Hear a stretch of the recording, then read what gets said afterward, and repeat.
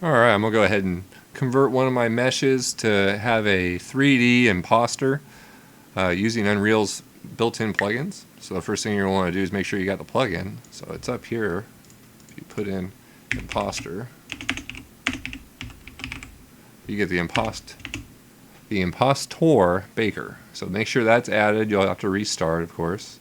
Once you do that, what you'll find down here inside, you have to enable, make sure you can see engine in your collections, which you can do, I think, in settings somewhere. So click off engine, show engine content. Then type in imposter. And that's going to help you find just this blueprint here. I copied that blueprint up into a different directory so it's easier for me to grab it, or rather I made a child blueprint of it and put it up there. But inside this folder, you can click on and go to show in folder, wherever that is, show in folder view. That will, oh, it took me to my child. Hold on now. Imposter. There we go. Imposter Baker content, BP. That's where this is. There is a map. So go ahead and load that map up, and what you'll see in here is some details about the Imposter Baker. This has been around for a long time. It's made by Unreal for use in, I guess, Fortnite. I don't know why it's not more easily integrated. Maybe it is. So you let me know. But follow these instructions to get a good idea of what's going on. But you're going to have some hiccups that happen. The hiccups are that when you're doing your clone per these instructions, if you try to save that static mesh, it will go ahead and crash UE 1.5 or 5.1 because the procedural mesh is still being has a portion of it still being referenced by this blueprint. So so if you delete the blueprint, the reference is no longer there. Then you can save the procedural mesh that's made, which will be the correct scale for your mesh. So let's do this here. Inside this level, you have this imposter baker static mesh. That can be any static mesh. So that's whatever you want to convert. I'm going to go find the mesh I want to convert right now, which is not here. It is...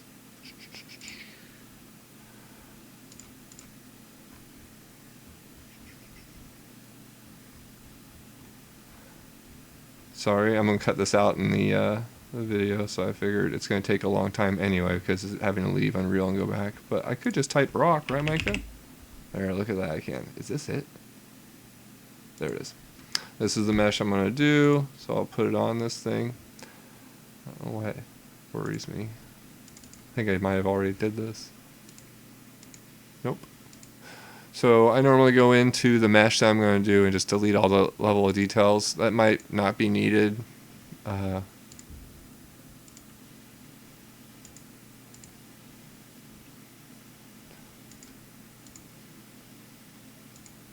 But I do it anyway, just because I don't want to make it a hassle. You do a bit of tuning on your material too. So, oh, I see it's opening this in a different window. I generally run this on a 4K over here, and so doing it in 1080 is going to be a little bit different. So you want to get your material open, and you want to add this imposter capture switch. That's going to grab what materials you've defined in the capture blueprint to be used. I'm also going to make sure I delete the unused material here. I'm basically trying to clean up my my mesh to be captured. What we do for the 3D imposter is it takes a bunch of pictures of the material or of your mesh, and then it combines it into a matrix that it then renders that cut out 2D sprite to the player in a way that it looks like the actual mesh, and so it cuts down the polygon count considerably. You don't want to do this for everything because each one of these imposters is a 2K, 2 or 3 2K textures in a material, so it gets heavy. So I'm using this just for the things that are hard for me to convert into nanite, given the way I'm spawning the world, which would be the immediate trash around the player that is just going to be, hundreds of thousands of garbage just around the player. I'm using procedural generation from the VoxelPlugin, the VoxelPlugin ray spawners that are going to shoot down a ray, and they take the angle of the ray hit on the terrain or the voxels, and then based on some procedural rules that you can set up in that appliance or application, it goes ahead and puts stuff everywhere. So then what I want to do is the stuff that's really close to me that I'm putting thousands of, I'm not going to want to convert those from actors into instances again, just basically not to go in and totally rename all the variables in the plugin to fix whatever is not working there, because you can't do nanite meshes directly in the 1.2 voxel plugin. They're working on 2.0, so I understand them not wanting to mess with something new. So this is my workaround, is I'm just making the existing way really cheap. Okay, well anyway, I shouldn't have talked about that. I'll cut it all out. Clear your render textures, render the frame. That's going to go ahead and render that mesh that's been selected. And you'll see over on the other side here, we now have our imposter. So it's super cool. You can see how close I can really get to it depending on how detailed you make it. But this is also, I didn't change it, so this one's a 4K texture. I actually want to do these just because I'm being cheap. 2. So we'll do this again. Make it a 2K texture. Now you can see it's a little bit blurrier, but it's cheaper. So we'll do that. And I actually want to see if I do this at, what does it look like? 2048? Is it 2048? Yeah. No, 204. Yeah. What does that look like? Change it all?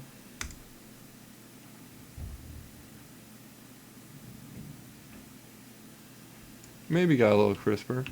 I think that might have got a little crisper. Alright. So after you render your frames, what this is doing is making the material in runtime. You have to print those out to static. So you hit number 3 here. That's going to build a material. And this will just name it something, right? So this is for me going to be a large rock. And you don't have to do this. I just do it because you're going to be, at least for me, I'm doing it a whole bunch. Because what happens here, the downfall of these materials are that if you're using a world-based, if you change anything to material, you have to do this again. It's been taking me 15 minutes to get through this silly process from reopening the editor, saving. Well, let me get to this next piece. But yeah, that's why I rename them, because I have a bunch of them. You can see right here. I'm hoping that now I have it figured out and how to avoid the crash, because once you crash, I've been finding that you don't really want to redo this and then use a different material with a different mesh than it was actually made for. So I just named those. Now over here, I've been doing this generate cutout. Don't know what it does. Then come up here, click procedural mesh. Right here, create static mesh. Then go and put this, I've been putting this next to the materials just for organization. I'll move it later, name it, large rock again, save it. Now, here's where you'll get a crash. At least I have. I'll do static meshes. Here is the material I just exported because I told it to go here. If I try to save this, you'll see, hey, can't do it. And then it's going to tell me it's in used by a graph. So what you do then, at least what I've been doing, is I delete this. Then I can save. Hey, and we're good. And I don't save the level because and I don't save the level. Now there you see an issue, right? Because someday I'm going to go ahead and save the level. And when I go ahead and save the level, it's going to just be a little bit of a pain for me to just go back in here and pull out that blueprint and put it back in there. But in doing so, that little bit of pain seems to crash the editor. So when the editor crashes, then you got to go rebuild the textures because they won't match the new exported model. Yada yada yada. So what we have now is the mesh, right? Large rock, this mesh. And if you click on it, it will have a material instance, I don't know where. So that's where you want to go back into your materials that you just exported and grab the one that is for this. Must be this. No, there's large rock. Assign it. And now things are making sense. Save it. Now another important part. Click on that material. Make sure you go take out that switch, or else things are just going to be running really bad and you're going to be like, what's going on? All the freezing up that's going on is this right here, because it's capturing these textures. So go ahead and get rid of that out of your material, save it off, and now things should start to clear up. I'm also going to get out of this map, and I'm also going to show you what, at least with this silly material I made. Don't save my map. Alright, so now I'm in a fresh other map, and let's look at our memory. Yep. So I have a big texture that I'm using on that, but you can see it's sitting up here in an empty map. It's sitting up here at 16, 17, 18 gigabytes. And let's see, did it save any of it? No. So I have a lot. I'm up at 27 for running the OS and everything. So it can crash the editor by running out of RAM when doing this too, because it's going to take a whole bunch of big pictures of your mesh and save those, and also have to have your mesh and your textures in there. So just be aware that it's going to be very intensive. Alright, so now we have, oh, there's still more steps, that's right. So now we have not crashed. So huzzah, we have not crashed. It's trying to. You see it's a little unhappy. I could go restart, but I'm going to try and go ahead and do it without restarting the editor at all. So we have a static mesh in here, which is our large rock, as our imposter, this right here. And if you click on this imposter, you can see that if we show wireframe, there's no wireframe. It's just this little star you see here, which is just how it represents the projected 9 vertices that are making up this rock now. And we'll go ahead and go lit. It blinks a little bit, but it doesn't when it's running, so we'll see if that becomes an issue or not. It might just be that we're out of texture memory right now. So we're going to go ahead and export this. Go to Asset Action Exports. Name it something, or it already is. I have a place I'm putting these, which is just on my desktop because I'm crazy. And just, I was doing, it's working better like this, but default will be all the way down here for what you're exporting. 2020 is working for me, so I'll say use that. And these are what I have clicked off by default, I think.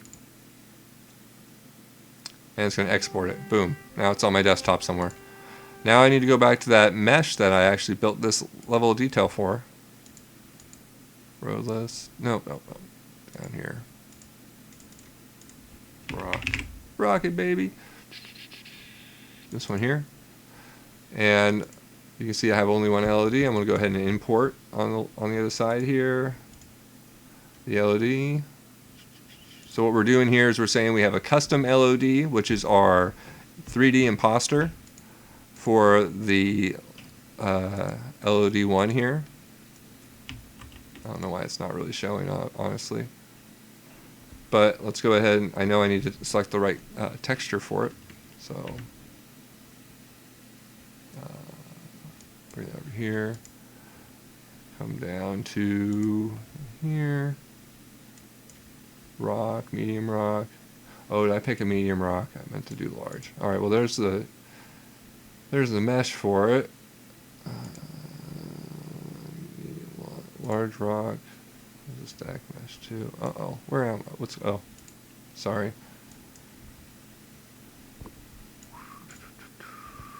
Large rock. Sorry about the problems. So there, we'll get the texture on there. Now, I don't know what's going on. If you have nanite enabled, do I have nanite enabled? Yes. Then it will only render the first LOD. So I think that's what's going on there. We'll find out.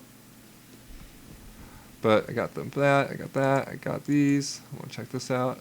Maybe this is still here. You got to make sure you delete that LOD if you do have it. So Oh. Maybe I didn't do it yet. Maybe it's fake. Who knows? All right, so go down to LOD, import LOD, import LOD 1.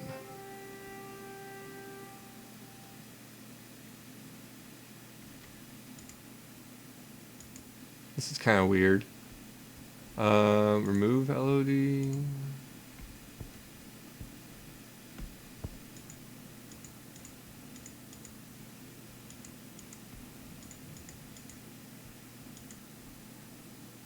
Large.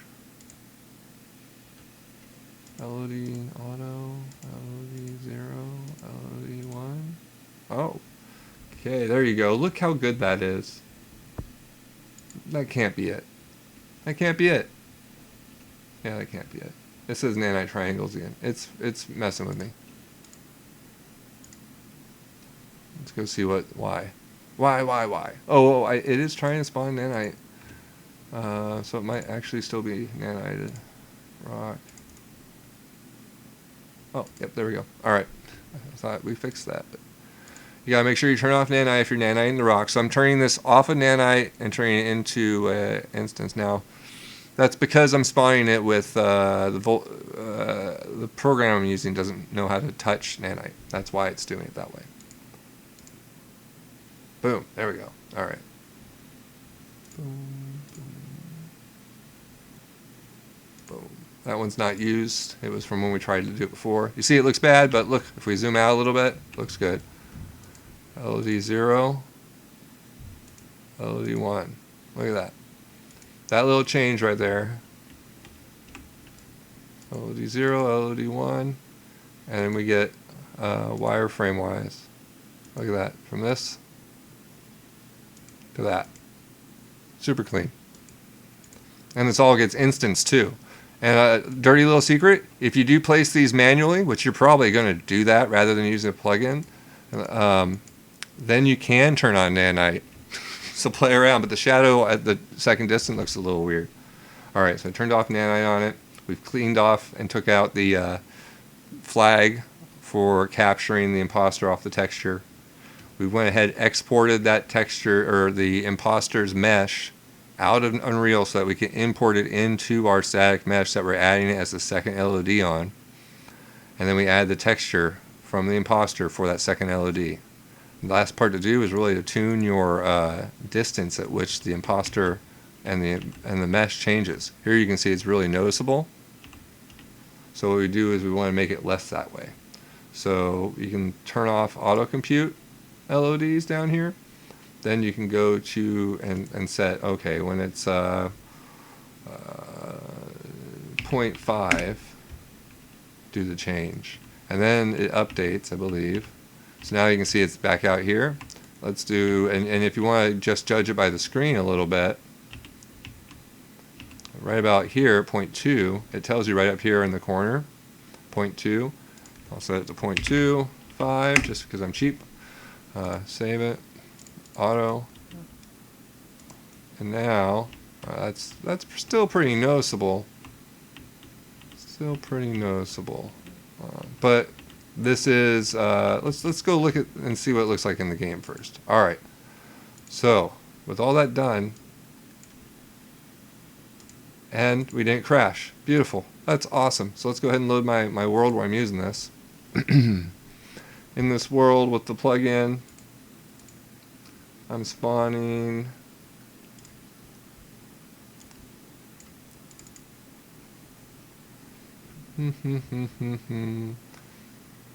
this is the actor. Right now I have it always spawning the actor to do it with nanite. If I'm not doing nanite, I don't spawn an actor. Instead I spawn a foliage instant mesh. These foliage instant mesh system is not yet compatible with nanite, so hence why I'm still using the older system. And so what we just did is, since we're going to use that older system, is we're making it that the actual static mesh itself has two LODs. One LOD is the high poly up front, and then the next LOD after that is to a imposter 3D mesh. And so now it should be implemented. We'll save all this and hit play. and full screen it. And let's get rid of those screen messages. All right. They look weird. Something's wrong. So that's it right there, that big blob. It shouldn't look like a big blob. It looks like perhaps the texture didn't get applied. Well, look at that. That's weird. This is the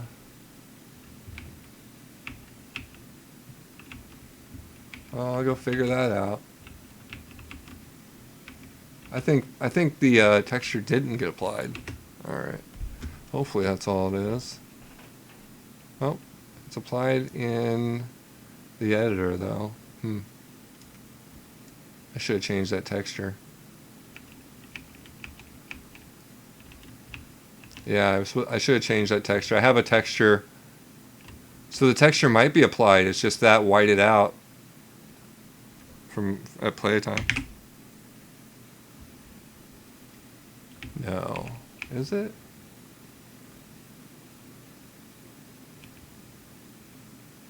No.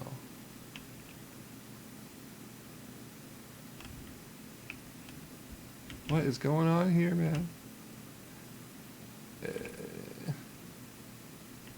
I am Mamma Mia. What's going on? Alright, well, it's been 20 minutes of my life. This might be because of how big the 3D imposters don't like to be scaled. That might be what's going on here. Or let's just go see if I broke it or not. Alright. Let's restart. Let's just restart. Alright, there. Because like I was saying, it normally crashes because of memory and stuff. And now we're going to go back down to 8 gigs. And restart it. Alright. Now let's go ahead and go and pull my... No, yeah, let's just go back to it and see what happens.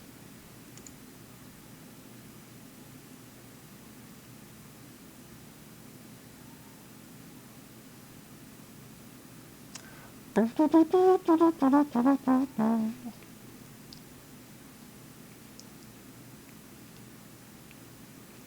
think, if I had to guess, that the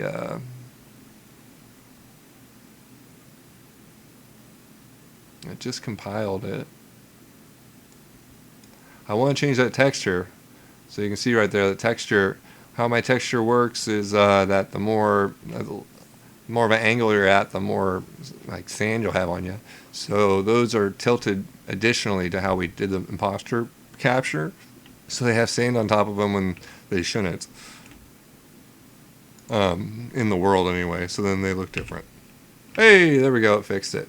So it was just we were out of virtual memory, but you can still see the pop.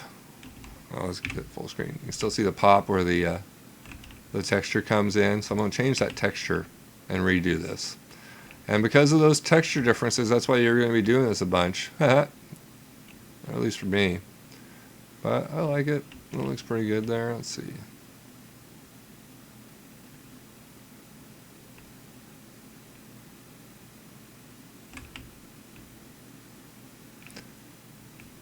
Cool. And you can see here, there's where those just popped into meshes. So right here's a rock. I'm gonna actually make these further out too. So there's a rock right there. You can see.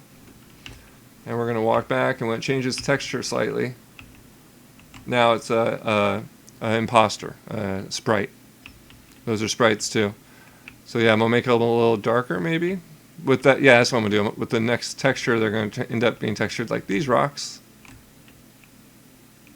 which, or these rocks, which just have less sand on them, so they don't pop out as much. Sweet, that's gonna look good. You can see up there on the hill, there's a whole bunch of them, but they're they're just sprites. I think this is good.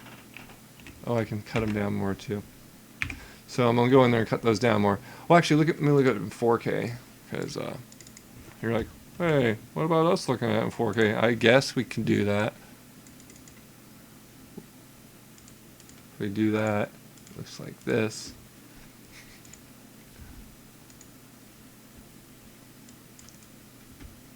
Fit screen.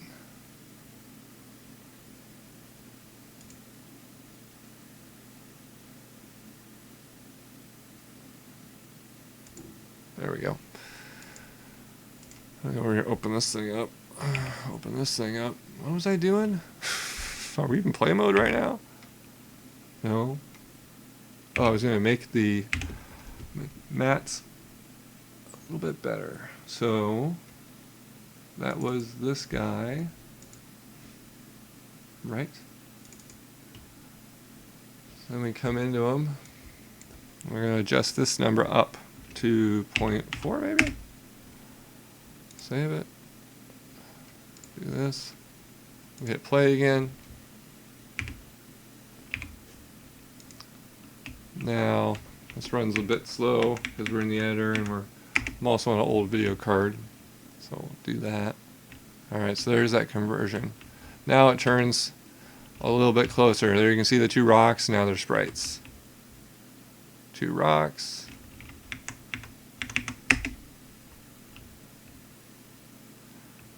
Sprites.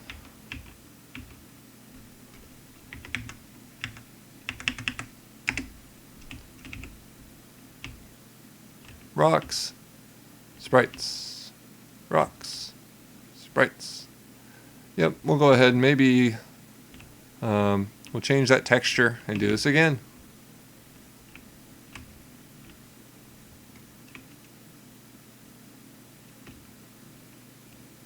Oh my god. I need to change the and add some the sprites look better than the rocks. I have to make that texture look a little better.